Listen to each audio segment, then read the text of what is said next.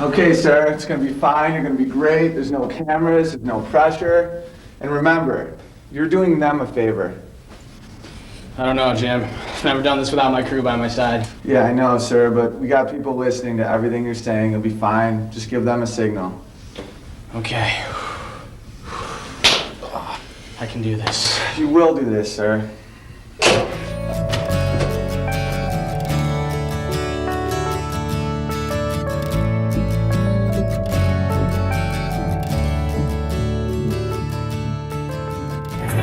I wish there was some kind of arrangement that if you're driving in a car in a two-way street, there was some way that you could give every fucking car that drove by a super big high five. I know it sounds completely ridiculous and you'd probably break your arm off as well as the other high fiver.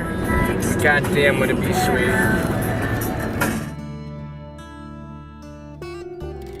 We're looking at. Oh, it's so good. When I first got to know Owen, I was just kind of like, holy cow, I didn't know what to think of the kid. I would describe him as a big human being, a huge personality, somebody who is hilarious. My childhood was real weird, I had a really good family, but it was like a really bad town. I just couldn't stop laughing and shit. I guess I haven't stopped. They just had this understanding. Because if you meet Aaron, a lot of people are kind of like, that kid's weird. If you meet Owen, a lot of people are like, wow, that kid's weird. But if you put them together, it makes sense. It was like an instant thing. It was like we're instantly best friends from the day we met. We met the first day of orientation, and then from then on, we're just always together for everything we did.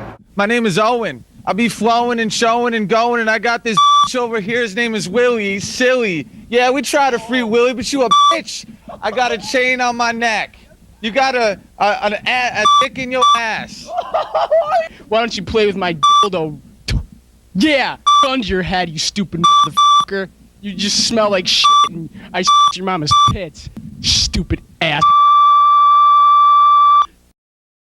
We had jokes that no one else would ever possibly get. Reaching a mental level on things that most people just can't even imagine. So one night we actually peed our pants, like we did it on purpose. We wanted to say that we laughed so hard we peed our pants. Dude, you know why I'm dying right now? Is because I can tell that you're gonna be good at this, dude. The only other people who are good at this is me and Owen that I've ever seen. Because I haven't done this with anything. That's why I'm pissing my pants right now. Right? We pretty much could act any way they wanted with each other. And when the two of them got together, it was a whole different vibe between the two of them because they just fed off each other. I mean, in the same way that they could reach a level of hilarity together, I mean, they could also hit deepness on the same level, you know. He was there for me, like, when we were becoming adults, you know, like, in a very awkward time in our life. We loved each other. I need your stinky, smelly. Me and him or especially him, because he looked so girly, was constantly called gay. And then, of course, I was always called gay because we always hung out. And so we always just made a satire out of it. And that's it. It's that simple. Just satirizing what bullies make fun of you for. And then he was the best at it. Live in LA now. Give it up for LA. LA's a great city. You guys like LA? A lot of people hate LA, man. A lot of people diss on LA because they say everyone's fake. Ciao ragazzi! I'm in fucking way to my first day of snowboarding. Don't even know where the fuck I'm gonna go. Yeah, so it's the first day and I'm pumped. I mean, the dude was jumping off a cliff. He'd push himself to the edge on a mountain to deal with these feelings he has inside. Like, that's his art. Like, it's also beautiful to watch. It also makes you feel really good.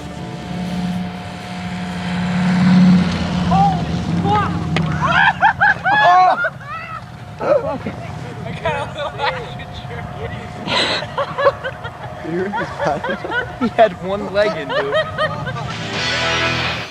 Well, our final results in the slopestyle competition looks like this. It's Shoemaker and Singler tying at the top. Then it's Finch, Walters, and Heifetz. I don't know, it was really fun. Like, I didn't expect winning at all. Like, when I woke up this morning, like, I just came out here and Like after my first run, the guy's like, high score of the day, and I was like, whoa. December 11th, 2003. I'm in Araba, and it's unbelievable. I'm riding powder up above the clouds there in the sun. It's a great day to be alive. Flying solo today. Made myself do some underflips, which I did 3 of those. One of them, I didn't do any inversion, and I just went cork and landed flat on my fucking back. You know what? I missed all the people I love riding with. Wish everyone could have been here, but I had the troop within, if you know what I'm saying.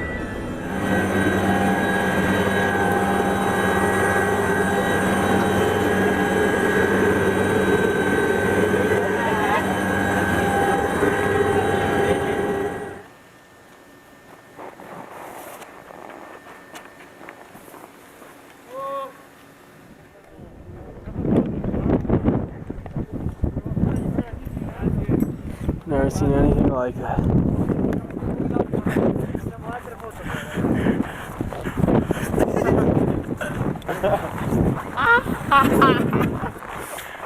Holy shit. And then he was doing a photo shoot, May 23rd. He fell, and his heart stopped beating as soon as he hit the ground, and they kept him alive for a day. And that motherfucker waited till my birthday to die. Have you ever been to a wake? Yeah. They pay hundreds of dollars to make it look like you're just sleeping. You're not sleeping. You're dead. Yeah, there were 4 wakes over 2 days, 2 each afternoon, I think. You know, obviously Aaron had friends everywhere, so and the fact that he had so many friends, there was the necessity to have that many wakes. Everyone would go out to lunch in between wakes, so everyone would be together, laughing, joking around. After the wake, everyone just got shit-faced, blackout drunk. And it was just like, emotions were rearing so much that I think everyone just broke down to like almost ape form. Like everyone was like a monkey. Like we're about to start throwing feces at each other. We just made fun of just how, I don't know, just how much he would have laughed at it. Just the absurdity of it. Yeah! A lot of the things that we loved about each other, you know, just like the openness and whatever, we could do anything we wanted, like just went to a ridiculous degree, you know, and everyone just wanted to get naked, just be insane. I felt so exposed and so terrible that literally I would have been happy if someone had just like fucking punched me in the face. Like I wanted to feel anything except for what I was feeling. Well, this is officially insane.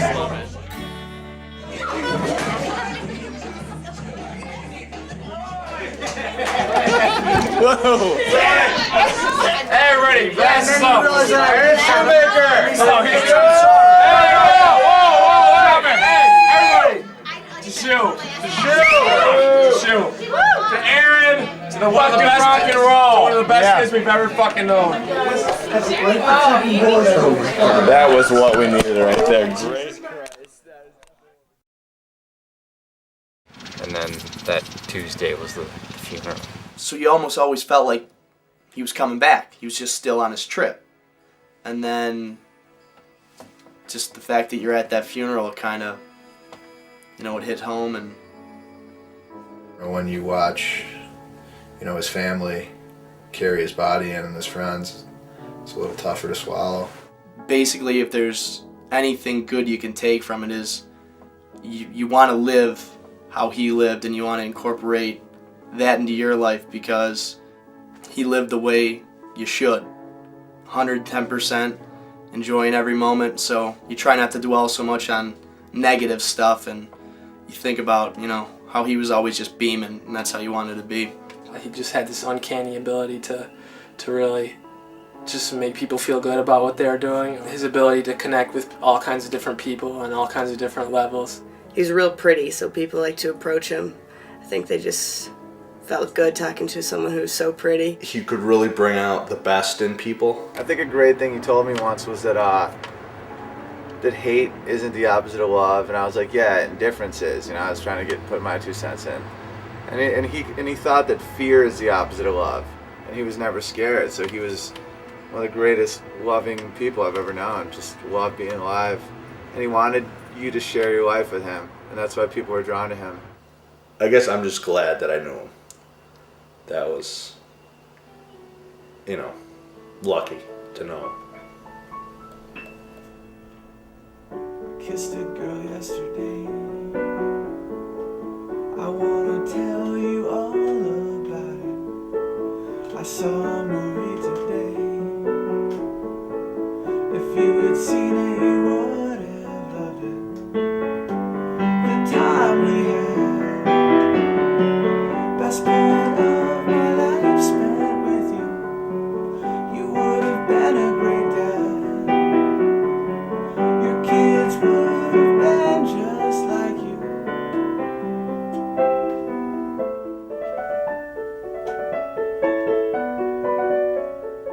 His death is gonna impact my material. Like, there's things that I want to talk about now that are different. Why are you guys so just chilling? This isn't a funeral. This is fun. This is funness. What do you guys want to talk about?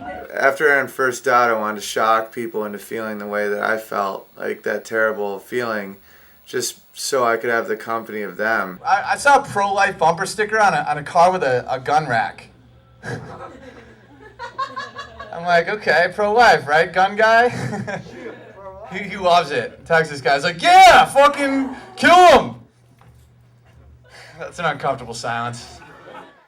I don't know, I just like that screeching halt. Like, that happened in Plattsburgh when I was up there. Some big meathead who probably used to make fun of me and Aaron comes up and was like, yo, where's your little fucking faggot friend, man? I was like, oh yeah, he's dead. He was just like, and I almost feel bad, like, in a way, just making him feel that awful, but I just couldn't help it. It was just too fucking hilarious. The funny thing about abortion, it's a great segue. I don't think just death is gonna make anyone laugh, but the worst things in life are always gonna be the funniest. Like my abortion clinic slogans, I mean, that's my go-to material. Anyway, I've been thinking a lot about abortion clinics lately. That's just what I do. I think about shit like abortion. Don't judge me, motherfucker. Anyway, I think they should have better marketing. I think their marketing sucks. It's like family planning, you know? You're not going to Magic Mountain, are you? No. I think it should be like, if he doesn't pull it out, we will.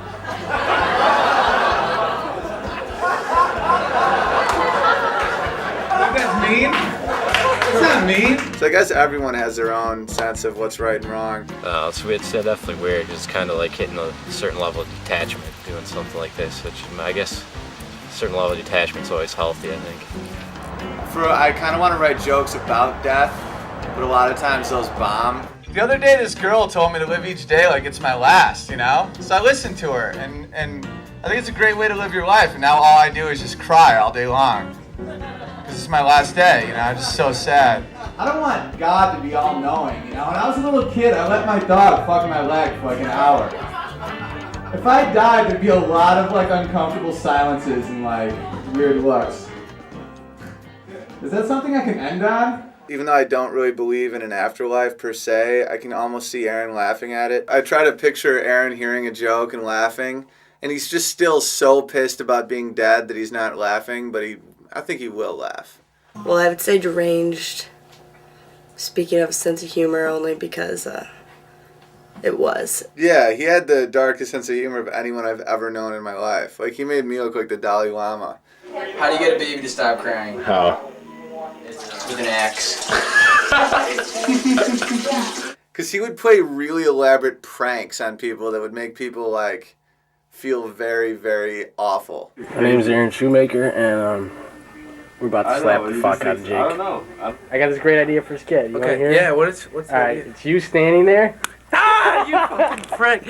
I don't know if he had any profound reason of slapping me in the face like that, but it was just, he just knew that he could get away with it with me, and that I would probably on some level find it funny, and I did. Between me and you.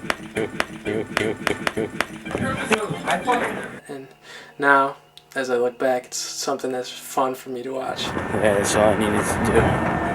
Just to find a way to focus in on you. maybe on some level in my mind there was some kind of bond that we had through slapping each other in the face. I don't know, you might be telling him something serious and he'd be a little insecure about it, and then all of a sudden he'd just bust out laughing his face off, and you'd be like, I guess it is kind of funny, you know?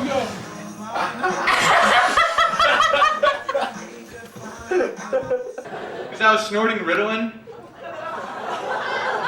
And people are like, why are you snorting Ritalin, right? Is that your question? You're like, why are you snorting Ritalin? Because I couldn't afford Coke, alright? Because I was trying to be Mr. Superhuman, you know, like, I kept a high grade point average. I was starter on the lacrosse team. I was still, you know, getting with chicks and being the man and everything. I just didn't want to sleep ever, so I didn't. I'd be up for like 4 days just snorting Ritalin. I had to go to the hospital. I had to get heart surgery. I had something called Wolff-Parkinson-White syndrome. Almost died. When I was in the hospital bed, though, one of my friends came in. We were wrestling, and the tube came out of my arm, and blood just shot all over all my friends, and it was fucking hilarious just seeing my blood on all my friends. I guess it gave me a sense of mortality when I was young. You know, I didn't do any drugs or alcohol for, you know, several days.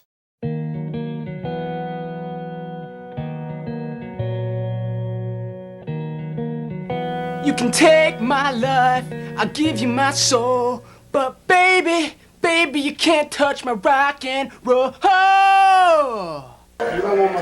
Yo, we're about to cook some beef now. I just want to say for the camera, Aaron, you're fucking wasted. I'm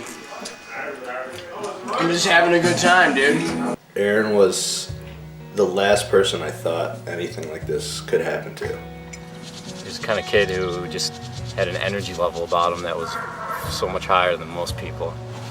Living every day like it was the best day of his life, and like he knew it was going to be the best day of his life. And just kind of making it happen that way. But he was still able to be mischievous, you know. He wasn't this perfect soul, which sometimes is good because it helps you get through bad days and you can remember all the asshole things he does. He was really fearless, you know. He was a fearless kid.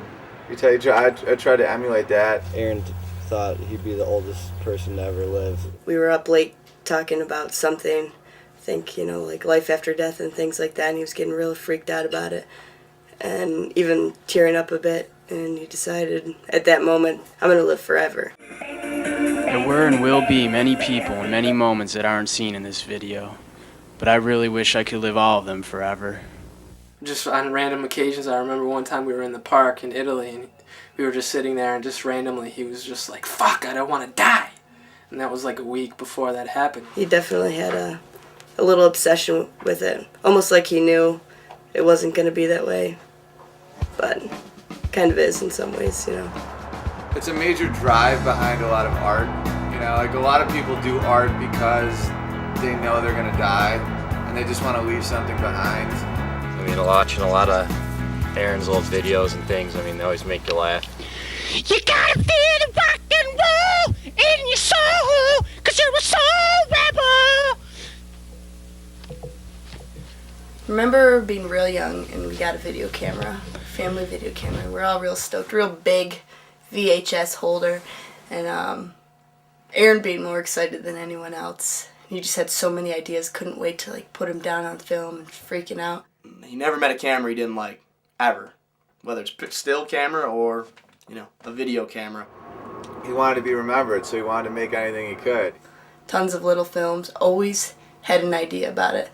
Like 9 times out of 10, if you talked to him and he wasn't doing schoolwork or anything, he'd just say, I have a great idea for a video, or I have a great idea for a commercial. He was very patient with himself to like make it the best he could. He did a lot of extra things that he think needed to be put in. Like after he had all the footage, he'd be like, oh, I'll do this right now, just because he thought it needed to be there. No fucking way. It's lucky, and I think that it's great that I and everyone else has the ability to go and look at these tapes and these skits. Aaron wrote a short story called The Day I Died when he was 11. Just then, my soul stepped out of my body, and right at that moment, a big bright tunnel appeared right before my eyes. I took one step in and turned around to take one last look at the earth. It's intense. I recently had a birthday, And it's kind of freaking me out because I feel like the older I get, the faster time goes, you know? The funny thing about Aaron is he didn't want us to ever acknowledge his birthdays because he hated getting older. Like, he would try to convince people he was 17. He and I promised each other that we were going to make IDs every year on our birthday that made us 17 years old. I turned 25 on the year anniversary of his death, so it's kind of, I don't really want to be 25. But then, like, every year that I have a birthday and I bitch about getting older is the same fucking day that he died, and he won't have that year. I wrote it because Aaron told me a story about him and his father found a dead beaver in their pond, and they started crying, and like I guess they never really cried together much. And just because it was just dead, you know? That squirrel's never gonna get up and run around again, man. We started talking about people's need for religion in their life to explain death. Bob. Huh? Do you believe in God? I guess. Why, do you? How can there be a God? It's extremely weird watching it now that Aaron's standing over the camera talking about looking at a dead body. It's creepy as shit, but that's Bill Butterscotch. So we made a pact that if he died, I would go to his room and I would hide his porn and like make sure no one found it. I'd go to his like computer and delete the files. And I did. And I turned it into a bit. That's why we had all these pacts, because we were always real logically talking about our own death. Like all those little pacts and promises you make, you actually have to do. Like I had to hide his porn. Nothing on that? Nothing? If 50% of the people aren't laughing, I don't do the joke. Oh, that was rough. Is there people still here? I don't know. I think just everyone just left. If you don't make people laugh, you failed. And that's just what it is. You failed. It just got really sad. Like, Aaron was so funny that you have to laugh. Like, I saw the kid kick himself in the face once because he was missing his girlfriend, you know? He would piss his pants for shock value. I mean, when that person dies, it's really hard to not laugh. Even though it's the saddest thing you've ever seen. I don't know. I guess I always have just kind of a sense of sadness. Just kind of dull and just numb. Not really even very powerful, just kind of numb. Just a dull ache. I really want to do jokes about Aaron just because it makes me feel closer to him. And I want to do more in the future. But the harshness of death, I want to avoid. I don't even know what the comedy of death really means. It's like, is doing comedy about death help me? No. I think it's just the mourning process just takes time. And since I'm a comedian, I've incorporated it into my life as a comedian, but it's not therapeutic for me to see other people laugh. I thought it would be, but it's not. To see other people laugh at the misery of the death of a loved one. I just want people to be happy, you know. I don't need to shock people anymore. You know what I mean? Let's see what's up next.